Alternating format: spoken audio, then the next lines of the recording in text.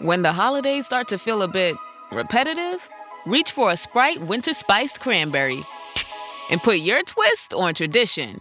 A bold cranberry and winter spice flavor fusion, Sprite Winter Spiced Cranberry is a refreshing way to shake things up this sipping season. And only for a limited time. Sprite. Obey your thirst. Every Who down in Who Newville liked the holidays a ton. But where to get great prices on gifts, they had no idea. None. They searched and they searched for great gifts under $25. Gifts for spouses and friends and even their toddlers. When suddenly one Who shouted, Walmart has what you want, knowing they have Lego, Tree Hut, and low prices to flaunt. So they enjoy the holiday season as Who's often do. Cheering and shouting, Walmart has incredible gifts. Who knew? Find gifts they'll love under $25 at Walmart.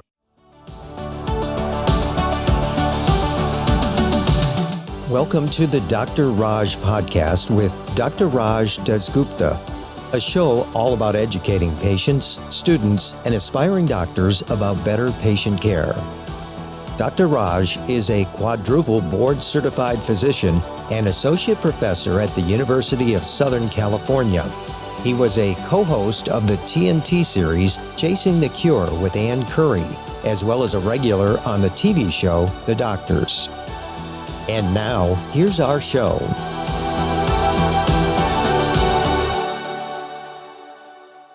Welcome to Sleep Well, tips for better sleep for healthcare professionals. Without further ado, I'm going to turn it over to Dr. Jack, the Executive Director of American Physician Institute, and he is going to go ahead and introduce our guest of honor this evening. So take away, Dr. Jack. All right. Thank you, Jeff, and welcome everyone. And it's my pleasure and honor to be able to introduce our speaker tonight. And his name is Raj, Force of Nature Dasgupta. So Raj, that is my official nickname for you. So Raj, thank you very much, man. And over to you, Raj. All right. Thanks, Jack. And you are the best. You've always said awesome things about me, supported me. So for everyone else, it's great being here. This is kind of like my first sleep big lecture for 2023. So I'm definitely excited to be here and to start the new year off well. And I hope all you folks are having a good New Year's also. So like the title says, I want to give you some tips, some awesome tips for getting some better sleep, and this lecture is kind of like a modified lecture of what I did previously, almost like last year. And, after I gave that lecture, I got so many questions like, what about this? And what about that? Because I kind of just skimmed the surface. So I'm going to do kind of like a deeper dive into this year, especially, when we're promoting this, I said drugs and devices. And that's kind of scary that we're using devices for sleep. Oh my God, and I wanted to talk a little bit about that because, the landscape is changing and there are FDA approved devices for certain sleep disorders. So I thought that'd be kind of interesting. I always like talking about sleep hacks, and I thought it'd be kind of cool because there are things that we just want to steer clear of, and things that may have some truth behind it. So we're going to talk about some of my favorite sleep hacks. And I stole that word hacks. My 9-year-old girl, that's like the cool word to use at school right now, the hacks. So I'm trying to be cool and incorporate that in a bunch of my talks. So let's do a little introduction to sleep. And then from there, we'll talk about what a lot of people are unfortunately going through, which is sleep deprivation. And we'll end up with these cool updates. So sleep. Well, it's always good to have a starting point with every lecture. And I think when I start talking about sleep, the starting point is going to be, well, what is the worst moment of the day for most people? I think it's going to be the morning where you kind of have that alarm clock, and I know many of you are like, I don't own these old school digital alarm clocks with little bells on the top. I know what your alarm clock is. It's right here, right? It's your phone, which could be the main problem right off the bat, which is putting technology in bed. That's not the way to go. But, you hear that noise, that buzzard. And of course, that noise is kind of like the return from this mysterious world that we call sleep. And sleep is such a huge part of our lives. And I know that just thinking of numbers, we sleep a third of our lives. And most people are not even shocked when I say a third of my life unless I do the numbers, right? So let's say we all live to a wonderful 90 years of age without dementia, of course, And what's a third of 90 in the math? That's kind of like 30 years. So you spend 30 years of your life sleeping. That's huge. So it's something that what happens during the day is definitely affected by what happens at night. And we have 30 years of sleeping. We need to figure stuff out. And we're doing a better job at it. We're learning more about sleep, the purpose behind sleep, But, in the morning, when someone asks you, how was your sleep? Most of us kind of always respond by, well, I had a good dream. Well, I had a dream. And then even though you thought you dreamt the whole night, when the follow-up question is, well, what did you dream about? Don't you kind of summarize it all in like one sentence, yet you had this long dream the entire life? So of course, it just tells you how much more we need to learn, not only about sleep, but even things like about dreams. So when we talk about why do we need sleep, by far, it's more than just hitting the reset button, even though that's what we need to do. Like, wow, I need to reset the, things, but it's more than just that. And needless to say that sleep affects every single organ in the body. It's the most important behavior that we do as humans, that animals do. And I wanted to kind of give a little insight to, well, how do we fall asleep? So how do we fall asleep is all about two forces. And these two forces have to be aligned to make you sleepy at night. So what are these two forces? Well, you see right here, the first one's called the homeostatic drive, big doctor word right there. And that's your sleep need. So what does it translate into is the more that you stay awake during the day, the more you want to sleep at night. And you notice underneath it, I put the word adenosine. So that really is going to be what is driving the homeostatic drive. So adenosine builds up during the day. Why? Is because when you're awake and you're exercising and thinking and socializing, well, every cell in your body needs food. And what is the food for each cell in your body? It's ATP, adenosine triphosphate. And how do you get the energy? Is you're cleaving off these phosphates. And as you're doing that, eventually by the end of the day, you're just left with a lot of A. And what does that A stand for? Adenosine. So your adenosine is just building up. So of course, as it's building up, that's what's really making you feel sleepy. So at nighttime, you have high levels of adenosine. So let me give you one of Dr. Raj's favorite pearls. You know what inhibits adenosine is caffeine. And people always wonder, how does caffeine work? How does caffeine keep you alert? Why am I drinking this cup of coffee in the morning? So that's its mechanism of action. It inhibits adenosine. So, what you can do with this pearl, in the morning when, you go to the coffee zone at your work and you see someone kind of yawning, you could be like, wow, someone needs to inhibit adenosine. And you'll make lots of friends that way. Not really. You won't. But that's exactly how caffeine works. So the other thing is called your circadian rhythm. And your circadian rhythm is like your sleep urge. And everyone has a circadian rhythm, all humans, and our circadian rhythm entrains our sleep and wake to the 24-hour solar day. And when we talk about what really entrains us to be awake during the day and feeling sleepy, mainly at night. And the truth is, we do feel sleepy twice during the day. We do feel sleepy around noon and 2 o'clock, but we definitely feel sleepy at night is going to be the influence of light. So that's why you want to have lots of light in the morning. What's going to happen? It's going to inhibit something called melatonin from being released. Then at nighttime, of course, you want to stay away from those bright lights so melatonin can be released. So at nighttime, you can imagine circadian rhythm is making you sleepy. High levels of adenosine, the homeostatic drive, is make you sleepy. So when those two things are aligned, what do? Yeah, you actually just fall asleep, hopefully. So what is normal sleep in adults? Well, normal sleep is going to be divided into two broad stages, non-REM and REM. So we have a little diagram up here where we're looking at our sleep cycle, where we start off awake, then we go into non-REM, which is divided into three sub-stages, N1, N2, and N3, N stands for non-REM. So when they talk about deep sleep, what is going to be deep sleep? That's going to be N3 sleep. Otherwise, something we call delta sleep or slow wave sleep, And then we have REM. And of course, REM's claim to fame is that you have these vivid HD TV-like dreams. Of course, body tends to be paralyzed in REM, so you don't, reenact your dreams. But this is going to be the normal sleep cycle for most individuals. And it's just amazing how, when we talk about technology and sleep and gadgets and sleep. There are so many things out there. And I remember that there was this app or that, it's part of your cell phone, and it tells you that, hey, if you want to feel refreshed when you wake up in the morning, you don't want to wake up in the deep stage of sleep like N3. So if you put this phone under your pillow, it'll sense when you're in the lighter stage and wake you up from there. And sure, that sounds great, but look at this diagram up here. When do you have most of your deep sleep? It's kind of earlier in the night, closer to the morning, we really don't have much deep sleep to begin with. So sure, I'm sure the app's going to guess correctly. Just like when we talk about REM sleep. Notice earlier in the night, we don't have a lot of REM, but we have a lot of REM closer to the morning, which is why most of us, when we wake up from that's right, like a vivid dream. So just mentioning that. So why is sleep deprivation, always going to be a hot topic? And why do people still want to do things like the all-nighter in college? Is because look at some of the phrases out there. You know what I mean?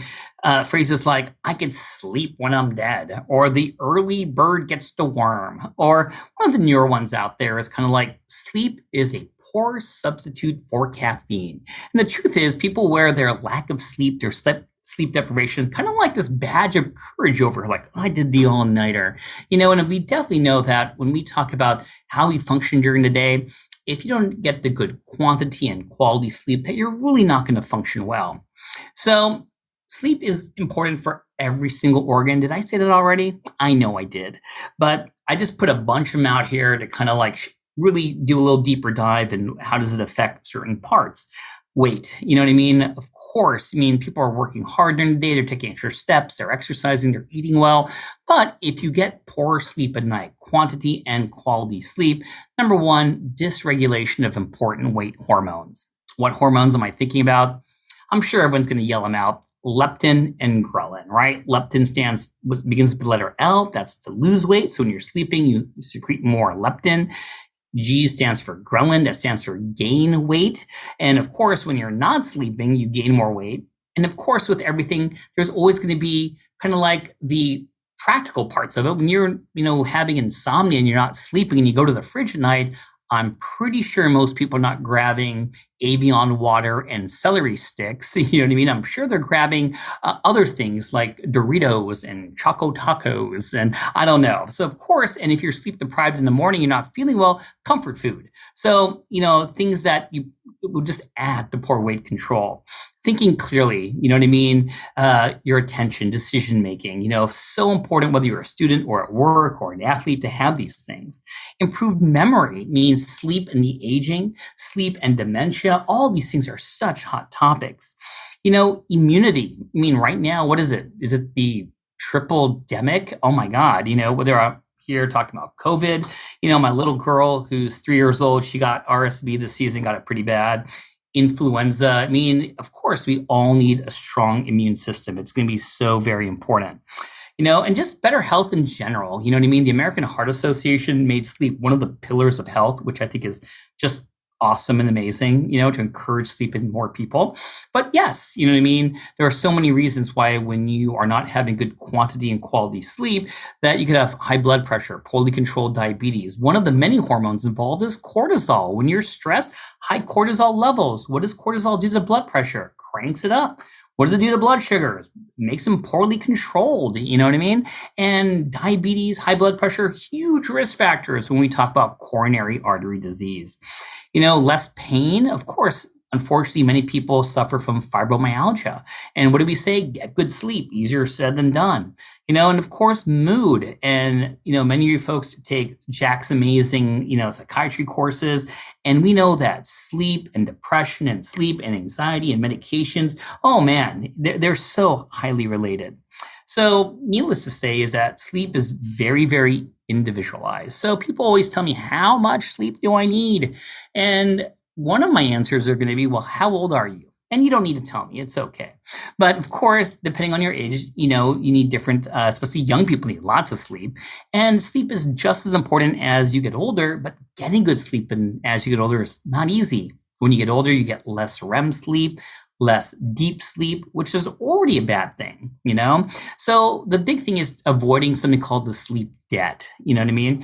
So sleep debt happens when you're sleep deprived. So for someone my age, I need somewhere between 7 to 9 hours of sleep, with the sweet spot being around 8. But let's say I get 6 hours of sleep one night, I need to make up for it. Easier said than done. But let's say that carries on for a couple days. Next thing you know, I'm 3 hours in sleep debt. You're really not going to make it up. So it's really about prevention from it happening, okay?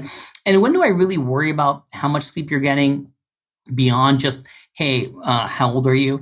Well, it depends how you're functioning during the day. So I might be a little more picky in someone who's not hitting exactly 7 hours of sleep that's my age if they're really not functioning well during the day, versus someone who just won a Golden Globe and a Pulitzer Prize and is getting a 4.0 GPA. I won't be as concerned. So daytime functioning really encourages how aggressive you want to be when we talk about sleep and sleep disorders. So terminology, this all kind of goes in from this sleep debt. So social jet lag, what does it mean? And I think simply put, and I was getting lots of interviews from people like CNN. Here's a big quote that I had about social jet lag. It just means that, hey, it's Friday night and you want to stay up and watch Netflix. You want to go out. You want to go to a bar. You want to go catch a movie, whatever it is. And why do we do this sometimes? Because it is Friday, and you have that buffer on Saturday morning. And maybe if you have energy, there's many young people listening here, I can't go out 2 nights in a row anymore. You do it also because you have Saturday and Sunday as the buffer, but then Monday happens. And what happens there is that you do have to wake up to go to work or school on time and you're sleep deprived. So it's just like having jet lag. And of course, when we talk about social jet lag, the answer is, how do you prevent it? It's always about compromise, meaning that, even talking about jet lag in itself, if, I'm here in California, if I go to like Arizona or Colorado and I have a 1 hour jet lag, probably not going to be a big deal, right? But if I'm talking about going to New York and of course overseas into Europe, that's a lot of jet lag. Same thing about social jet lag. I'm not worried if you go out an extra hour, hour and a half. But if we're talking going out 4 or 5 in the morning, a couple days in a row, of course, that's when you're really going to have the clinical effects of that. And another terminology that came up, kind of paired up very closely to social jet lag is this. It's called revenge sleep procrastination. I didn't even make this term up. So many people wanted me to go on TV and talk about this. I did it a couple of times. And yeah, this is Anderson Cooper. And this was, I believe, end of last year. And it was such a big treat, being interviewed by Anderson Cooper. He is awesome. I just can't say enough about him. Anyways, we talked about revenge sleep procrastination, which is pretty much the same thing as social jet lag. And what did we talk about was that, there are individuals who just really worked hard throughout the week, whether it be school or at work, whatever they're doing, being the best mom, being the best dad. And by the time they finish their duties, it's like 10 o'clock at night, And so what do most people do around 10? I think most people go to bed and sleep. But there are individuals like, wait a minute. I just worked my butt off all day. Can I just have some time for myself? So they take revenge upon sleep by procrastinating going to bed because they felt they earned it. And they did. They really did. So it's kind of like social jet lag with a different type of motivation of why you're going to stay up late. But the answer for this is that it's not wrong to want to stay up. I mean, if you worked hard all week, you definitely enjoyed some time to yourself, to whatever you want to do. But, I think that it also is compromise. You know what I mean? Instead of just staying up till 4 a.m, you pick a better time, do something different, do something constructive. Maybe the treat could be in the morning instead of at night. So it's all about compromise.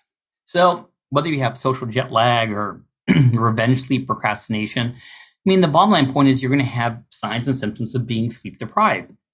So what are going to be those signs and symptoms for yourself or for others? Well, one thing could be frequent napping. Now, I'll be the first to say I'm not a nap hater. I love a good nap, you know what I mean? But remember, a nap should be somewhere around, somewhere in that 15 to 20 minutes, 30 is kind of pushing it, but right around that, that's a nap. And if you're going to do a power nap, well, a power nap to me means you're going to nap probably around noon to 2 o'clock when your circadian rhythm is making you sleepy. And it's going to be like around that 15 to 20 plus minutes, no longer than that. Okay. But if you're napping all the time, that could be a sign. Sleep attacks are always going to be, when you're in that lecture and next thing you know, you're doing like the head bob, hopefully no one just did it right now, but that's going to be a sleep attack. Micro sleep, well, that literally is going to be a sleep attack and literally you are going to fall asleep. We're like, whoa, did I just fall asleep? And if you're taking notes like in a lecture and you want to have one of these sleep attacks and you're writing what happens when you fall asleep, you sometimes you just keep on writing and you wake up and like, what did I just write there?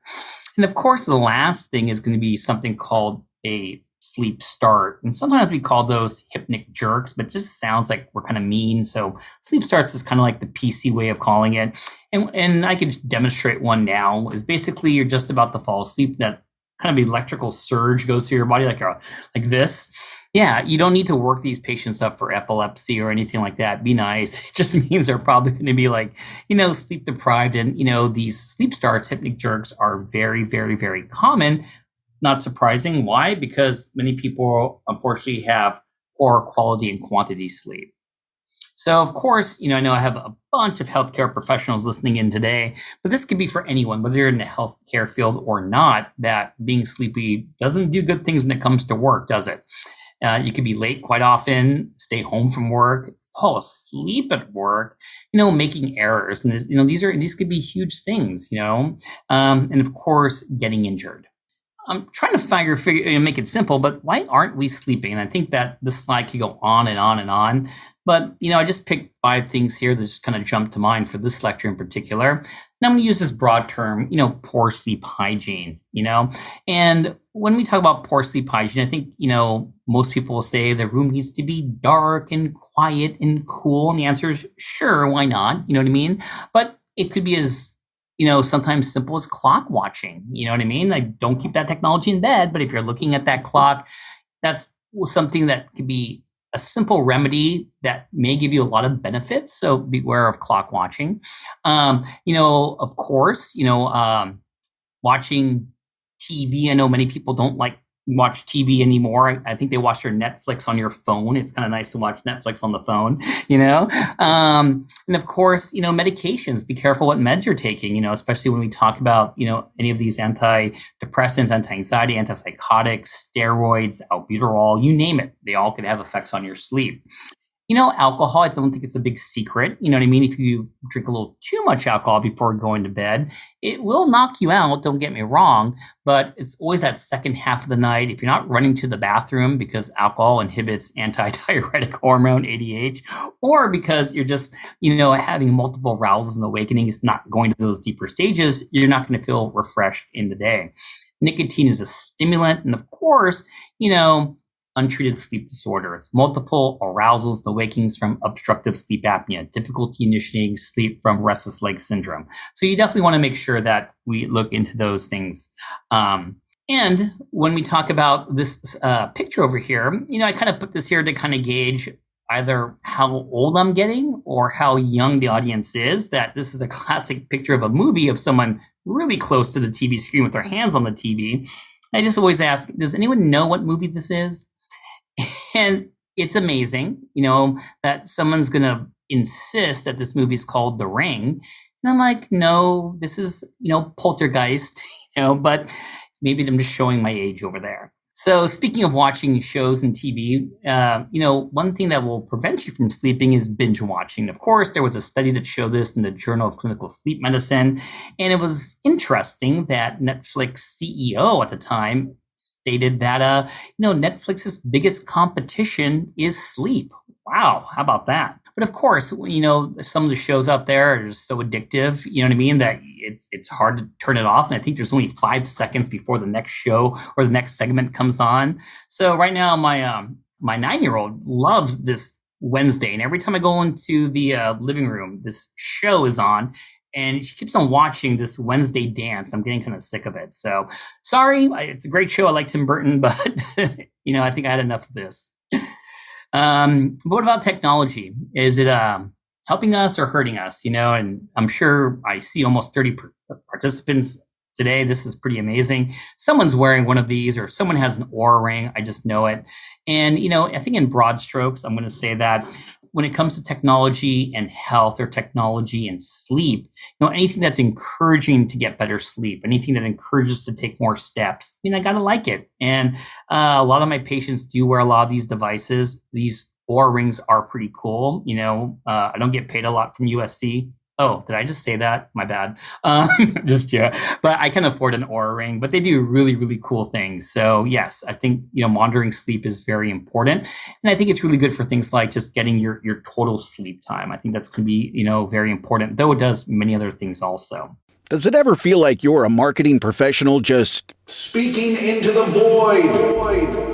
But with LinkedIn ads, you can know you're reaching the right decision makers, a network of 130 million of them, in fact. You can even target buyers by job title, industry, company, seniority, skills, and did I say job title? See how you can avoid the void and reach the right buyers with LinkedIn ads. Spend $250 on your first campaign and get a free $250 credit for the next one. Get started at linkedin.com/campaign. Terms and conditions apply.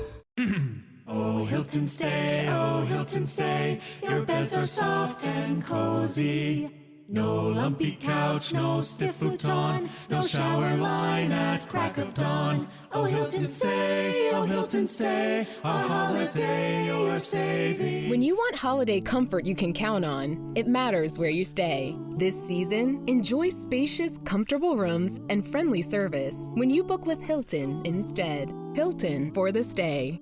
So one of my favorite pet peeves is about, getting the two cues to sleep, which are going to be the quantity and the quality. And quantity is going to be similar to talking just about insomnia. I mean, you're just not sleeping, your total sleep time will be decreased.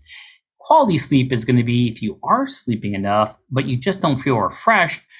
Are you getting to those deeper stages like N3, or are you getting REM? And if you're not, it's because you're having multiple arousals throughout the night.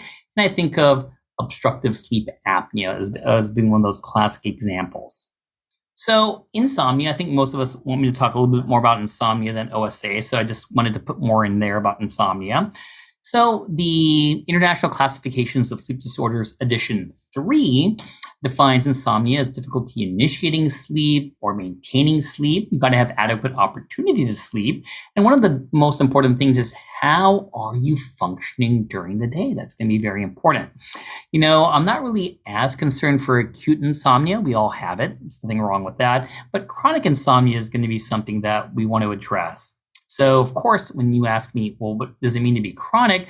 It's all about memorizing numbers. So if you have insomnia at least 3 times a week for 3 months, that is the ICSD-3 definition of chronic insomnia. So people always ask, well, why does so-and-so have insomnia, but I didn't get it, or she got it and he didn't get it? So the answer is, it's something called the 3P model. And I kind of like this quite a bit, that we just don't know who is predisposed to having insomnia. So the first P is who's predisposed. And sometimes you don't know until you get an episode of insomnia. Then after you have your insomnia, well, what's it called? Something precipitates it. So you have you're predisposed to it, something precipitates it, which is kind of like an event, like a life-changing event, a death, a wedding, something. And then what happens is the insomnia doesn't go away, and you might start developing habits that make insomnia worse, such as, well, tonight I'm going to go to bed 2 hours earlier to get more sleep. You know what? I'm just going to take that drink of alcohol. I'm just, all these things, and it perpetuates the insomnia. So who's predisposed, a precipitating event, and you do something to perpetuate it. That's kind of like the 3P model for insomnia. I wish we could, find out who's predisposed to it, but we just don't know just yet. But of course, people who have, unfortunately, depression, anxiety, a lot of psychiatric conditions, family history, of course, that's going to be factored in there. So, I want to spend some time on talking about how do we treat insomnia, but, before we dive into how do we treat it, I think the most important thing is, well, how do we diagnose it? And I just wanted to say that as a question to everyone, do you need a sleep study to diagnose insomnia? And what is the answer? The answer is No, I really only get a sleep study when I want to diagnose one thing, which is, that's right, obstructive sleep apnea. That's when I really get a sleep study. How do I diagnose insomnia? Well, you got to be patient. You get a good history, you get a physical exam. I like tell them to get some diaries and logs, and sometimes we do something called actigraphy, which is, an FDA approved product, kind of like similar to all these sleep monitoring watches and devices that tells you how long you were sleeping when you wake up. But yes, not everyone needs to have a sleep study to diagnose insomnia. I only get a sleep study when I do suspect that someone could have obstructive sleep apnea. And remember, with obstructive sleep apnea, the multiple awakenings and arousals, just that part of it, could kind of mimic, sleep maintenance insomnia. So how do we treat insomnia? I think the go-to answer in most cases is always going to be cognitive behavioral therapy.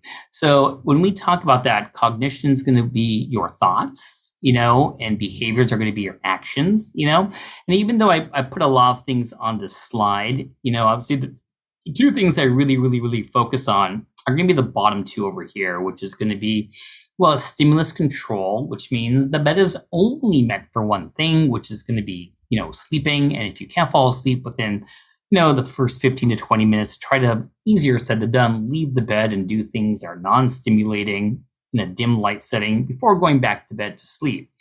Sleep restriction really means, hey, having a set bedtime and set wake time, even on a Friday night, even on holidays, even on vacation, easier said than done. So CBT is always going to be the mainstay of therapy. I do it acutely, I do it chronically, I combine it with pharmacotherapy all the time. It's always, pharmacotherapy and CBT put together. So I put this slide in here because, it's easy for me to say, hey, just get some CBT, but, not many healthcare professionals provide CBT. It's not easy to go to CBT. It's like 6 sessions for half an hour each session. And so many people have asked me about my opinion about apps. And, CBT in itself, it's going to be 5 key components, sleep consolidation. We mentioned stimulus control already, cognitive restructuring your thinking, some generalized sleep hygiene and relaxation techniques. Now, let me just say it now. Sleep hygiene by itself is not a treatment for insomnia. Sleep hygiene combined with CBT is definitely a therapy, but sleep hygiene itself doesn't treat insomnia. And to go back to my question, yes, I think, CBT apps are very helpful. There have been some studies that show that self-directed CBT can be very, very effective. And I'm not promoting one app versus another, but, I think that there are many of them out there, and I've had a good response from my patients, and it's worthwhile looking into if you don't have the time to, be in person or scheduling appointments to do CBT. With that being said, I want to spend some time talking about pharmacotherapy. So as a generalized rule for pharmacotherapy that, drugs really don't improve daytime performance in most cases. I'll say a few things during my spiel. And, all sedative hypnotics, or to be more accurate, almost all the sedative hypnotics are going to be on what's called the Beers list. That's the American Geriatric Society. And of course, we worry about the elderly, we worry about falls. So that's why, you got to be very careful with these sedative hypnotics. So when I think of, medications for sleep, I actually will put them in different categories. I think the first category I think about is going to be herbal remedies, and no matter which one we talk about over here, and we don't have time to talk about all of them, is that with the exception of melatonin, all of these have very limited evidence. I think the question always is going to be what dose, what route, what time, so whether you take magnesium or valerian root or tryptophan, or ginseng, or I'd even put CBD in here. Many people are always popping these little CBD gummies all the time. They're all going to have the same limitation. Melatonin is, used quite commonly. It's really good about shifting your circadian rhythm. My take-home message is that it's not about how much melatonin you take, but when do you take it? And for most individuals, I only really prescribe around 3 milligrams of pharmaceutical grade melatonin for what that's worth. But I really want to spend the most time on this slide. You know what I mean? So we have herbal medications. Then we have things like over-the-counter, prescription sleep aids, and sleep aids that are not FDA approved for sleep, but people use them for sleep. When we talk about over-the-counter sleep aids, I think the big one is diphenhydramine. And remember, that's FDA approved for over-the-counter, but of course, right now there's so much data that if you take chronic diphenhydramine, it could add to dementia. Why? It's not the antihistamine, there's anticholinergic effect, which means that in dementia, in our brains, we have the neurotransmitter acetylcholine. If you have anticholinergic effect, you're blocking acetylcholine. That's why there's an association with diphenhydramine and its chronic use and dementia. So when we talk about non-FDA approved medications that people use for sleep, the big one is always trazodone over here. Many people are taking that Seroquel at that 25 or 50 milligram dose at night. So there are other medications that people are just taking because the side effect is, sleep. But then we have the last category that I want to spend some time with, which are going to be the FDA approved medications for sleep, for which there are 5 of them. And what are these 5 categories of medications? Benzodiazepines, most of them, The second one are the non-benzodiazepine receptor agonists, like those Z drugs, like Zolpidem, like Sonata, like Lunesta, like Ambien, The third category are these melatonin agonists, like I put one up here, which is like Rosarum.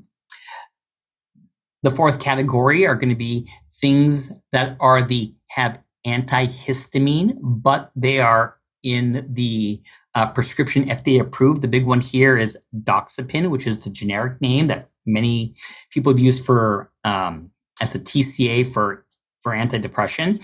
But the brand name is Silnor. They got FDA approval at a much lower dose, 3 and 6 milligrams.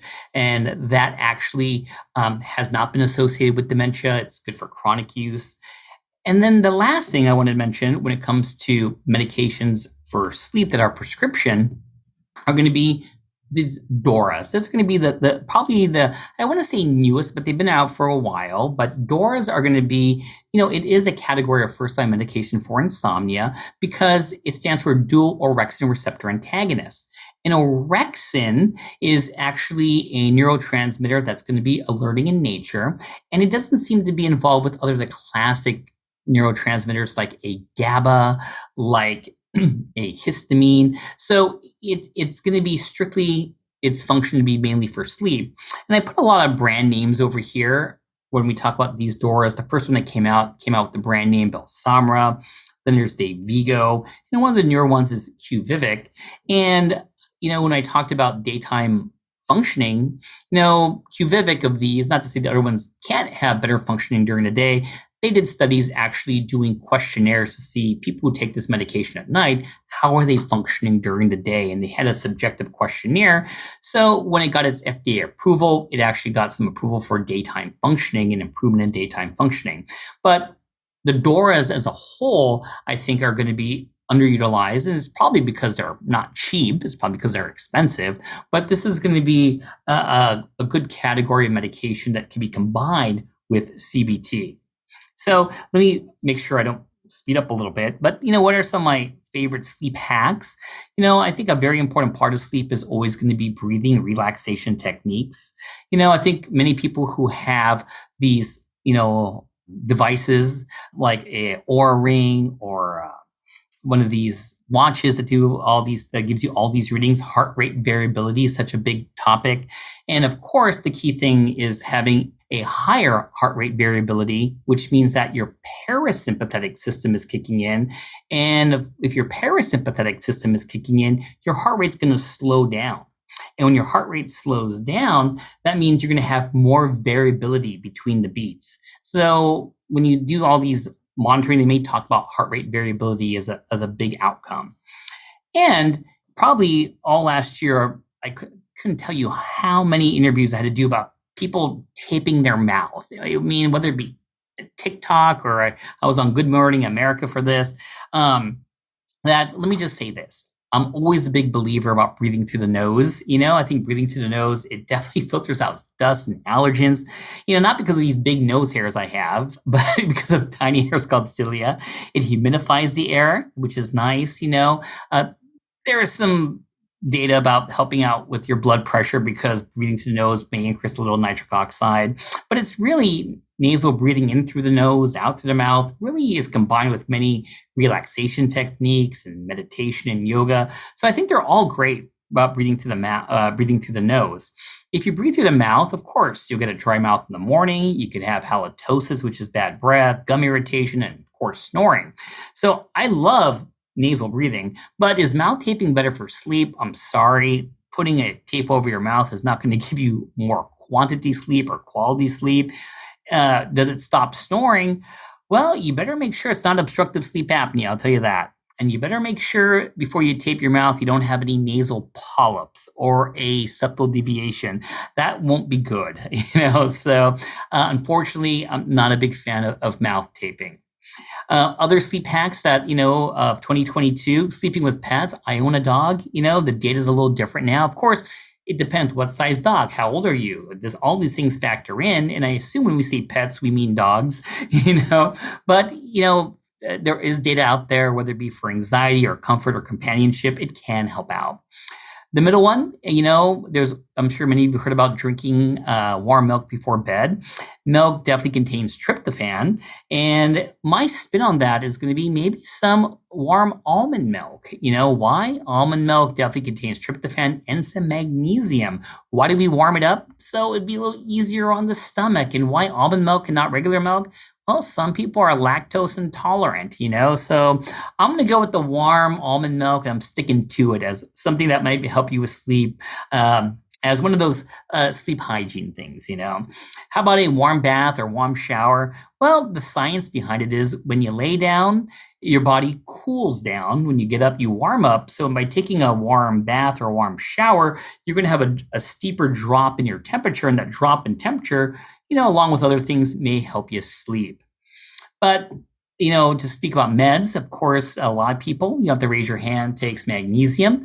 I'm a big believer that you only need the recommended daily allowance. I'm a big believer that you could get magnesium just by choosing your foods a little bit better, leafy green vegetables and almonds and yogurt. But of course, some people are truly deficient, whether because of malabsorption or whatever. And of course, they may benefit from it. You got to be careful. Too much magnesium will give you some diarrhea, and way too much magnesium will definitely give you some arrhythmias. And the mechanism of action that, magnesium helps maintain GABA, which is going to be a neurotransmitter that helps out with sleep. And of course, magnesium has some anti-anxiety and muscle relaxation effect. Other sleep hacks out there, I'll focus on this blanket up here. I'm a big fan of a sound machine. I know my kids have one in their room. They like a river or some waves crashing on the beach at night to drown out background noise, which is great. When they talk about weighted blankets, I was going to give you a whole spiel on weighted blankets, but a couple of weeks before this presentation, I saw this in the news. Children die from weighted blankets, so I'm going to hold back a little bit on that. And I know it's only 2 deaths, and the thing that got me, now I seem like a mean person. 2 is too much. But it states that these were kids, these were 4-year-olds. You shouldn't be, it just gets me so frustrated because I have a 3-year-old.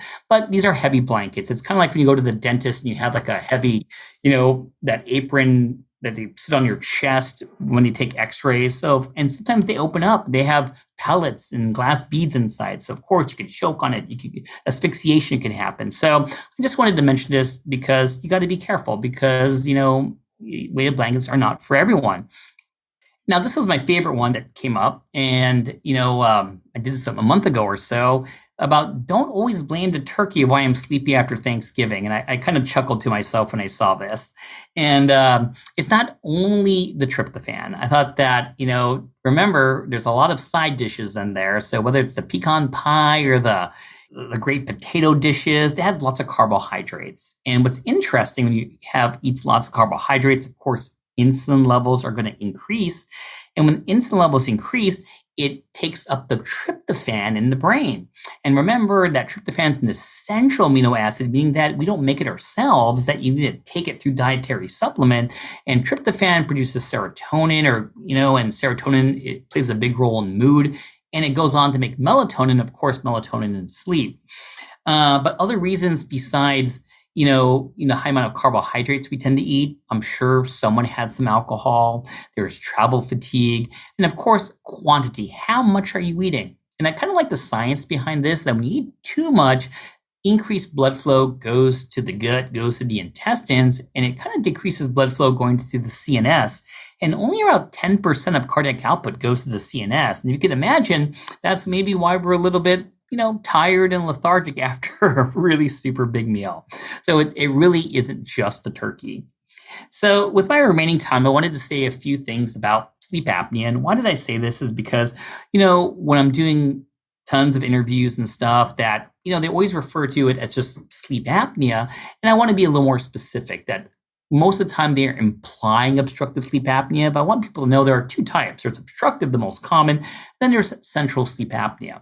And central sleep apnea is like, your brain's not signaling you to breathe. And here on the bottom, you can imagine there's no effort to breathe, so there's no airflow.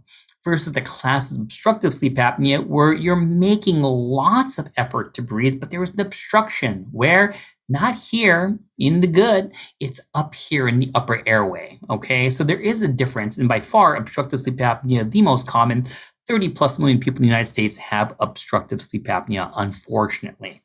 But for central sleep apnea, how do I put them into a teachable category? I put them based upon your carbon dioxide level, your CO2 level. So people who are hypercapnic, meaning they have high CO2 levels during the day, what can give central sleep apnea?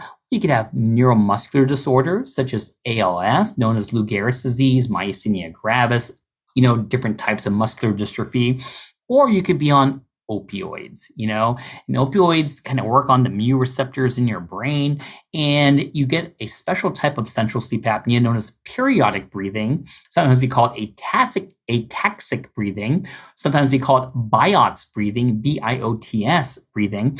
And when we talk about people on chronic opioids, it really depends on how much you're taking. And kind of an interesting tidbit for everyone, people who have a low or normal body mass index are going to be at a higher risk of getting this central sleep apnea. The other type is going to be people who have a normal CO2 during the day or a lower CO2 during the day. What will cause this? People who tend to like the hyperventilate at night. The big one I wanted to mention are people with heart failure. They had this special breathing pattern called Sheen-Stokes respiration. People who live at very, very high altitudes, because of the low oxygen levels, they may be a little, hyperventilating. And of course, sometimes you don't know what caused it. And, we use the word primary or idiopathic central sleep apnea. But I do want to say in broad strokes that the treatment for central sleep apnea is not standardized. It's always treat the underlying cause, treat the heart failure per se. We try CPAP sometimes, not because it's going to work, because remember, they're not even initiating the breath, but sometimes they have undiagnosed obstructive apneas. Sometimes we'll give supplemental oxygen to stabilize the oxygen level so they won't stop breathing. But the key thing is that if you use a bi-level device, you definitely want to use a backup rate because you're not initiating the breaths. And one type of bi-level device is called an ASV, adaptive servo ventilation. And not to get super too detailed into sleep medicine, you don't want to use this for someone with central sleep apnea, especially with CHF and Sheen-Stokes respiration. But some studies have shown you're going to get really, really bad outcomes. But remember, the part of this talks about devices. One device out there to treat central sleep apnea, as scary as it may be, is called the phrenic nerve stimulator. Last time I gave this talk, people were asking, what do you mean? Can you dive into it a little deeper? Sure. With my remaining time, I'm going to dive into that a little bit. So when we talk about it's called the Remedy system, and it's a device. And what you do is that it gets implanted underneath the skin. And there's going to be a lead that they kind of go through the cardiophrenic vein, and that will lead and it will go down to the diaphragm and kind of stimulate the phrenic nerve. So, of course, when you're stimulating the phrenic nerve, it activates the diaphragm. Even though the lead is only going to be going towards the left diaphragm, that it actually will activate both diaphragms to breathe. And its claim to fame is that treatment starts and stops on its own. How crazy is that? And you don't have to wear anything, or you don't need to start anything. And people ask me, well, how does that happen?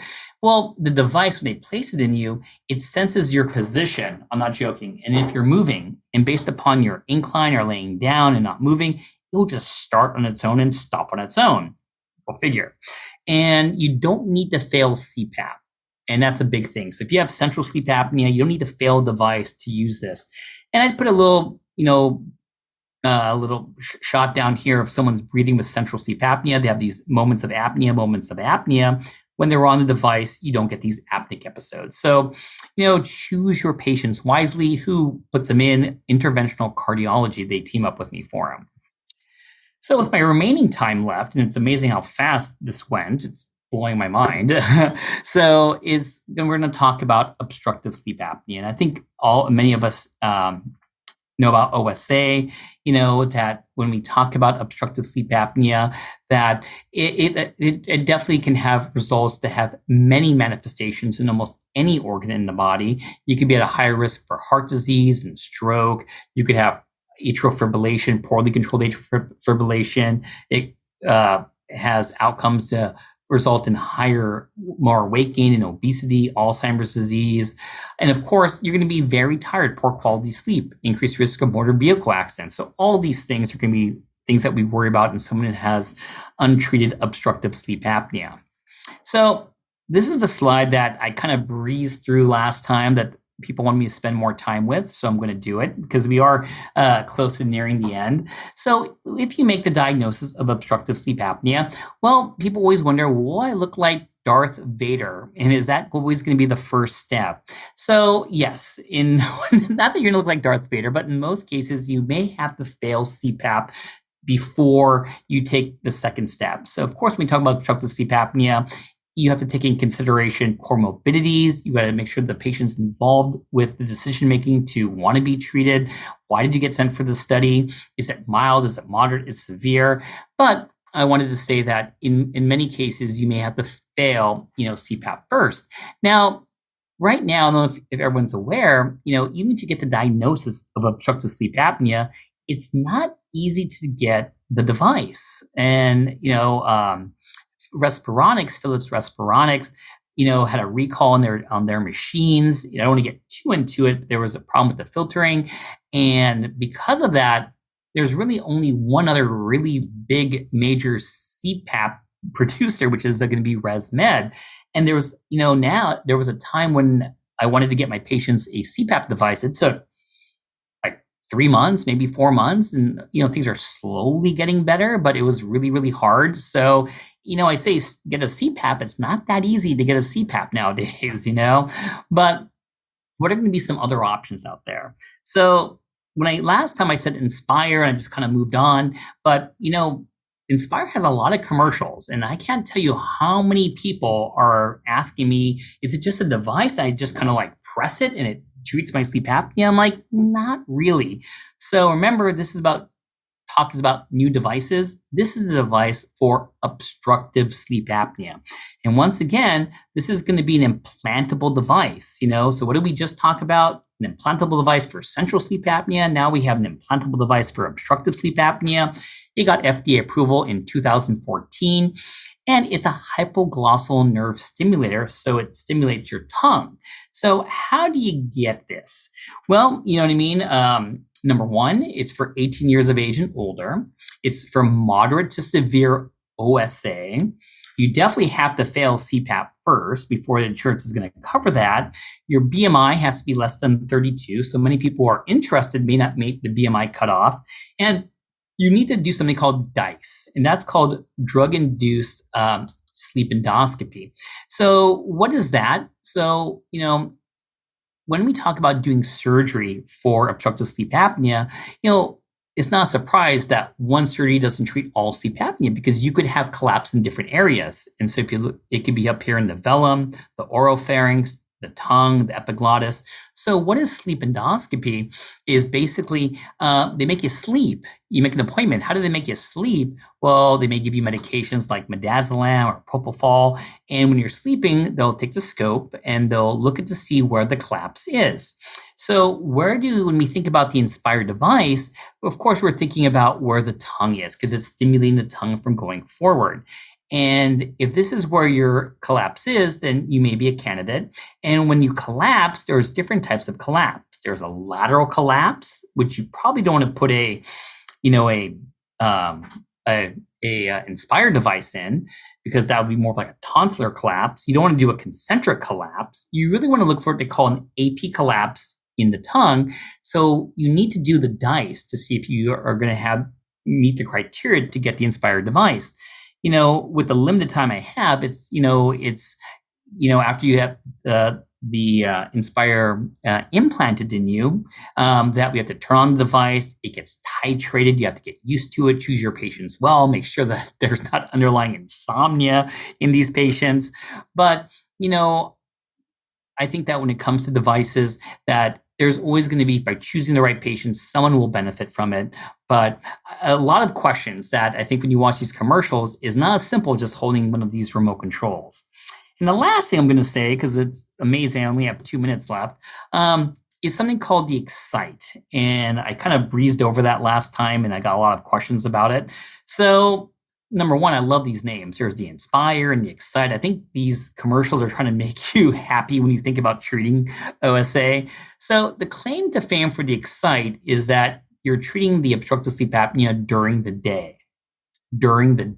So let me show you the slide about it. So for what it's worth, when you go to the website, it's FDA authorized, and it's for a treatment for daytime mild OSA. What was the first one for? It was moderate and severe. When we talk about the Inspire, this is just mild, or for people who snore, So what happens is, and I love the pictures they put over here. He looks way too happy. He's on his iPad playing with his phone. But you put this device in your mouth, just like he's doing over there, and you do it during the day. So for the first 6 weeks, you do 20-minute sessions once a day. Then after 6 weeks, you do 20-minute sessions twice a week. And, their studies have shown improvement for people with mild OSA. The hard part right now is that it's definitely not covered by insurance, and this thing is not cheap. And if you write down you're doing it for snoring, I almost can guarantee you'll never get this. But it is kind of nice, and I hate to say that it is exciting, that there is something that we could help out for mild sleep apnea during the day, where it's not going to be looking like Darth Vader or getting an implantable device. So, with that being said, I look at my timing. It's 4:59. Let me give you my summary slide. And I think, sleep is a priority. Make sleep a priority. What happens during the day affects the night, and what happens at night definitely affects during the day. For insomnia, DORAs, dual orexin receptor antagonists, are a first-line, FDA-approved medication for chronic insomnia to be combined with CBTI. And there are new therapies for both central and obstructive sleep apnea that we talked about. And if you have any further questions about that, definitely ask your healthcare provider, or, I'll be happy. I hope one day I could see you in some kind of convention. But let me give you my thank you slide.